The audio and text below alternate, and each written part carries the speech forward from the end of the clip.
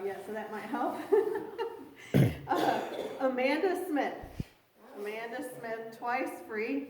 You've probably heard of her, maybe have read her biography. I have never read her biography, but my husband dug it out. She's a colored woman. Yeah, she is. She's a black woman.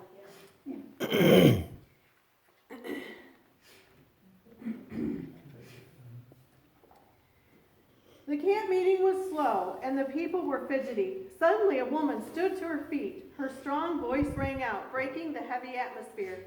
The crowd sat in amazement at the beautiful sound. When Israel out of bondage came, a sea before them lay. The Lord reached down his mighty hand and rolled the sea away.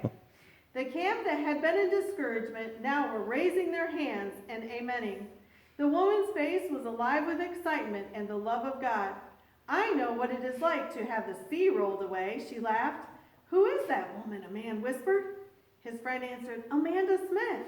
Surely you have heard of her. The men leaned forward to hear as Amanda began to give her testimony. Amanda's eyes shone as she began to tell her story. I was born the daughter of a slave. My father, Samuel Berry, was glad to be home.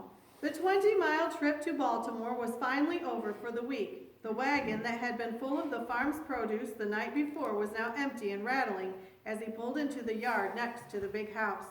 Father was anxious to see Mother and us children, but first he would take care of the money. Mrs. Ensor would be waiting for him, and he always felt better when the money was in her hands. Father walked into the large farmhouse. As a young slave boy, he had grown up playing in the yard with his master's son. After all those years, Mr. Ensor, his master, had died.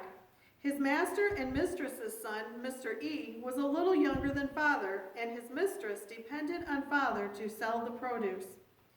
Mrs. Ensor smiled when Father walked into the room. Ma'am, Father began, here's the money for the crop. She took the money. Samuel, you don't know how much I appreciate your honesty. I always know I can trust you and depend on you. You have served our family so well. I would like to do something for you. Mrs. Ensor paused.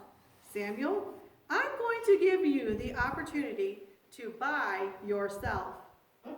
Buy myself? Father whispered. He could hardly breathe.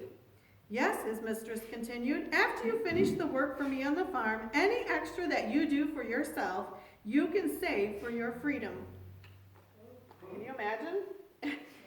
As Father put up the empty crates and took care of the horses that night, his mind would not stop. Long after he had visited Mother and us 5 children who lived on a neighboring farm, he was still making plans. He did not just want to buy himself, he wanted to buy us also. But would Mother's master allow that? He would have to hope. For months and months, Father would do anything he could to earn extra money. Strong and quick from years of hard work, he would toil out in the fields all day. Then, late at night, he would work for himself, making mats and brooms. On his weekly trips to Baltimore, he would load up the things he made and take it in the wagon along with the produce to sell. When harvest time came after working all day, he would walk several miles to work in the fields. Then he would go to bed for only a couple of hours and get up to start working again. He did not care if he was exhausted and his muscles were sore. All he cared about was buying the freedom of his family. One day, I skipped into the barn. I was out of breath from playing in the orchard with William, my younger brother. Tired and hot, I came to get out of the sun. Grandmother, I called. Suddenly I saw the older woman sitting on a milking stool, her bucket in front of her. Grandmother had tears running down her cheeks. Grandmother, what is wrong? I ran and threw my arms around her. Grandmother smiled as she saw me. It's fine, Amanda. I was just praying. My heart felt lighter. I was used to seeing my mother and grandmother in prayer. I sat and watched grandmother milk. I chattered on and on happily. I was too young to understand grandmother's burden. Our master and mistress, Mr. and Mrs. Shadrach Green, had been good to our family. All of us grandchildren loved Mrs. Green. Why, I was always following our mistress around. I would pick flowers for her and watch her knit, and Mrs. Green had spoiled me. Yes, the Greens had taken good care of us. But they would not allow my father, Samuel Berry, to buy our freedom. Grandmother knew why. The Greens had 2 daughters who were going to get married, and the family would need money. Some of her grandchildren would be sold to pay for the weddings. I would be given for one of the Green daughters' marriages, and my little brother William for the other daughters. Grandmother glanced over at me. She knew that I did not know that I was soon to be separated from my family and sold. The dread and fear hung like a black cloud over grandmother's head. She had no one to go to about her family but God. Miss Seeley Green flounced into the room. "Mary," Miss Seeley said breathlessly, "I need you to get my things ready. A group of us young people are going to go to a Methodist camp meeting. What fun!" My mother, Mary, pulled the straight pins out of her mouth and stuck them into the pincushion. She looked up at Miss Seeley, one of her master's young daughters. "Camp meeting?" she stuttered. She had never known anyone in the Green family to go to an old-fashioned Methodist camp meeting. They were Presbyterians. Who would ever have thought? "Oh, yes, Mary," Miss Seeley said. "We'll be gone for the whole day. It is bound to be interesting. They say that those Methodists shout and holler in their meetings. I'll need you to go with me and help me. We plan to take a picnic lunch." Mother laid aside the material she had been sewing and hurried to get Miss Seeley's things ready. The service at the camp meeting was different than anything the group had ever seen. Miss Seeley sat captivated by the sermon. Then, much to the astonishment of the whole group, Miss Seeley started praying to be saved. Suddenly, she was laughing and crying. "What is going on?" someone from her group asked, horrified. "I am saved! Hallelujah! I am converted!" shouted Miss Seeley, beaming. "What can we do?" the young people asked each other. "Get her to stop," another friend said. Her friends tried to get her to stop. "Please, Seeley, calm down," they begged. When they saw that was not working, her friends began to laugh. But even this did not stop Miss Seeley from praising God and shouting. Miss Seeley's friends scolded her and made jibes at her. Even this ridicule did not matter. Miss Seeley had so much of God's presence. They pleaded, "Seeley, please be quiet. If you'll just wait until you get home. Yes, wait until the morning, then we will be happy." The group loaded her into the carriage and started for home. Mother sat in the back. Her heart was pounding with happiness. Mother had only been saved a couple of years before this, and she and grandmother had been praying for Miss Seeley.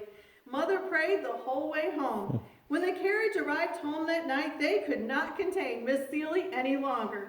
"Thank the Lord! Hallelujah!" She ran into the house. The family heard the commotion and jumped out of their beds. "What's going on around here?" they demanded. There was their daughter praising God and shouting. "Has she lost her mind?" they asked. She tried to tell them that she had not lost her mind but found Jesus. Her family was horrified. They could not get her to stop praising God any more than her friends could. Finally, she settled down and went to bed. Even the next day, she was a different person. She wanted to start going to the Methodist meetings or church services where it was vibrant and high-spirited. Her family said, "Absolutely not." Then she wanted to go to the services for the Black People's Church. They would not let her do that either. They did not want her to be around Mother anymore. They did not want her to be encouraged. They tried to think what they could do to distract her. "A ball, that's it. We need to plan a ball and get these notions out of her head." Young men started coming to see Miss Seeley. She felt the pressure. Finally, she did not think she could take it anymore. Miss Seeley put on her sunbonnet and slipped down through the orchard to the dairy. She told Mother, "It's no use. They won't let me go to the church meetings anywhere I want to. I might as well give up and go to this ball." Mother told her, "Hold on, my dear. The Lord will deliver you." Days went by and Miss Seeley's family kept trying to get her to give up. They kept on pressuring her about the ball. When things got hard, she would go to the dairy and cry and pray with my mother and grandmother. A week before the ball, Miss Seeley got sick. "Get the doctor quick. It's typhoid fever," the family ordered. The best doctor in the area came to help Miss Seeley. He did everything he could to help her, but she got sicker and sicker. They sent for Mother to come and try her best to make Miss Seeley more comfortable, but nothing was working. Finally, they all gathered around her bed. Miss Seeley was sinking. I have one request I want to make, she gasped. The family's eyes were filled with tears. They comforted. Anything, my dear. With effort, Miss Seeley said, I want you to promise me that you will let Samuel have Mary and the children. Immediately, they hustled Mother out of the room. They did not want her to hear the conversation. Now, my dear Seeley, if you will keep quiet, you may be a little better. As soon as Mother was out of sight, she ran as fast as she could to the dairy to tell Grandmother. Grandmother's heart jumped. She ran out to the bush to talk to Jesus. She felt like the door was opening for the freedom of her grandchildren and her daughter Mary. The next day, Miss Seeley tried to get her family to promise her the same thing. Again, they tried to get her to be quiet. By the third day, they realized that Miss Seeley was dying. The doctor told them she can only last such a length of time without a change. What you are going to do, you better do it quickly. This day, Miss Seeley asked her family again, I want you to make me one promise. I want you to promise that you will let Samuel have Mary and the children. Yes, oh, yes, my dear, they finally said, we will do anything. When they had promised, Miss Seeley turned to my mother and asked her to sing. My mother's heart was almost broken because she loved Miss Seeley as her own daughter, and it was hard to sing. As she sang, Miss Seeley took her last breath and went through heaven's gates. My father was able to buy my mother and us children from slavery to freedom. We were set free. And next